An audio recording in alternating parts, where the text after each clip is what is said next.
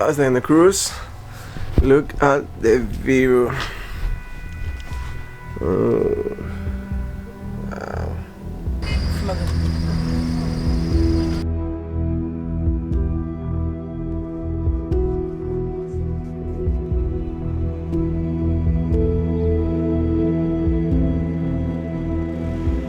So we are now on the high dam in ASWAN to control the irrigation of the Nile in order to provide water to the cities and the villages in Egypt.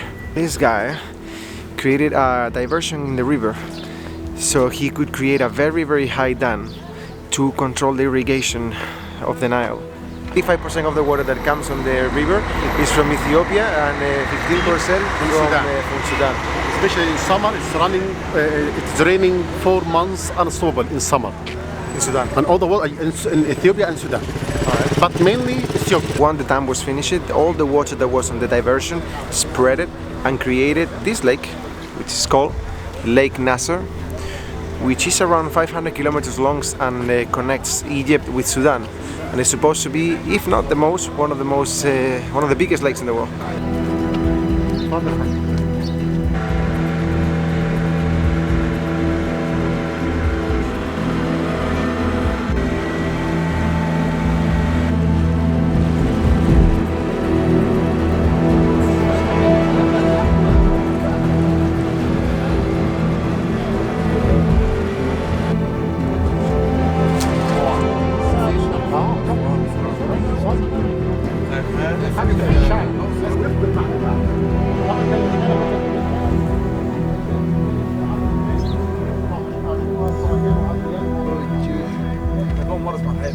This is my fruit salsa.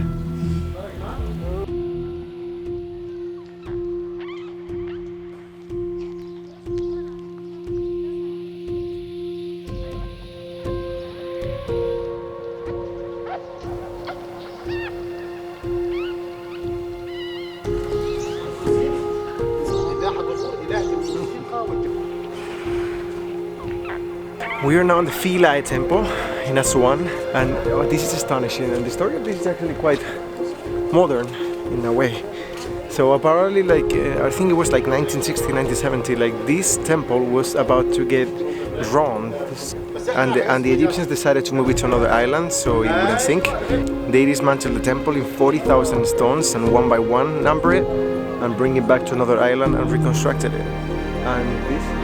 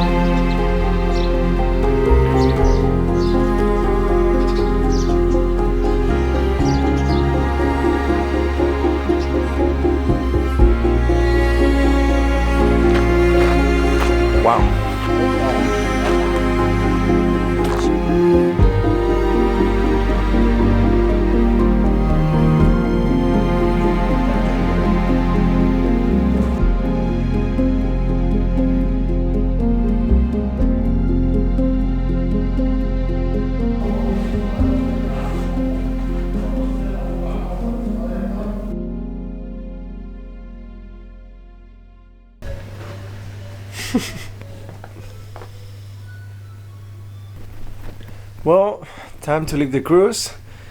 Everything is settled. This has been fun, very rushed, but fun.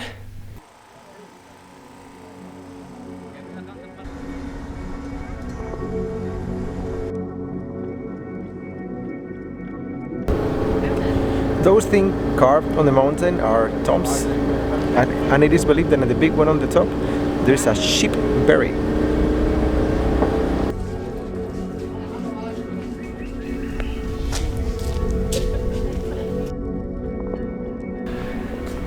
This is gonna be the second last stop on the tour. We're in the Botanical Garden right now. Ooh, you don't see Ruben. As our tour guide was saying, it's a very important botanical garden because apparently they took seeds from all over the world, and there are actually trees that are almost extinct, and they have a lot of them here. This looks like another botanical garden. Probably just exciting because it's in the middle of the Nile, and if you turn there, you can see the Sahara, which is, from my point of view, the most exciting thing in here. I mean, it's nice, it's very refreshing to be here. Out of the island, it is very hot, and you can notice the difference in weather when you come in.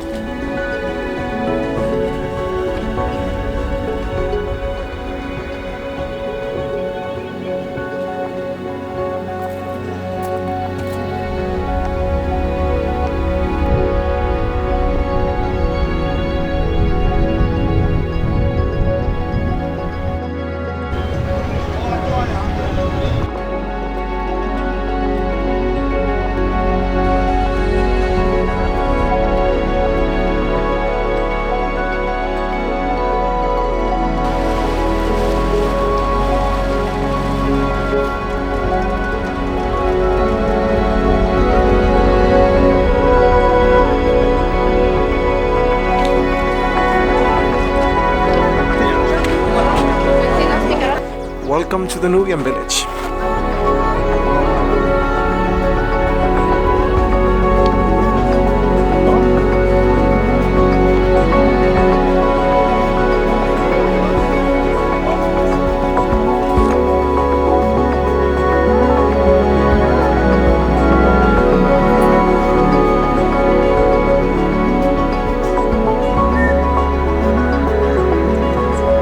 Apparently these people have their own language and the Egyptian people cannot understand.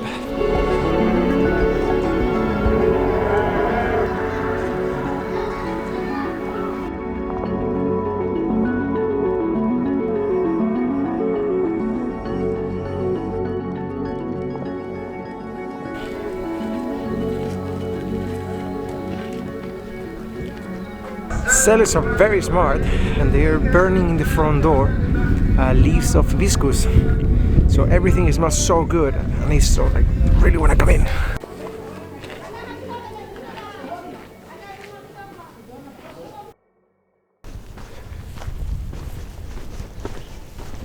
Well, I'm on the train station in ASWAN, and I came a little bit early even though I got told that the trains are never punctual. I am going to take 17 hours train to 17 hours train to Cairo, departing at 3 in the afternoon, so I will arrive around 6, 7, 8 in the morning, I don't know when. I broke my phone so I can get entertained with music on the train. Since I have now a lot of time, let me update you a little bit about the prices of the things. The place that I was staying was 200 Egyptian pounds a night, which is around 10 euro. The normal ferry that goes from 6 in the morning to 11 in the night, it goes around 5 Egyptian pounds, which is like 25 cents. Make sure you find the port, because for example, yesterday night I was a little bit far from the port and I got a private boat, which was a little bit scary. And Miro, my Egyptian friend that I met on the cruise, took the phone number of absolutely everyone that was on the charter because he was a little bit concerned that they would try to rob me or something. That cost me 80 Egyptian pounds from the mainland to the Elephantine Island, which is around €4, $4. And sometimes if you have time and you research properly about the stuff, you avoid the harsh of having to bargain for the price, you avoid the harsh of doing the stuff alone. Usually the normal prices are cheaper than what anyone is offering you in private. Sometimes it's more handy to get the private offers to avoid spending a lot of time on the street looking for the right way to do it. In any case, Egypt, you can travel it very cheap. I went to 10 temples, which is a lot of them. Individually, every temple is not very expensive, but if you start building up, it's money. So try to find the sweet spot for you.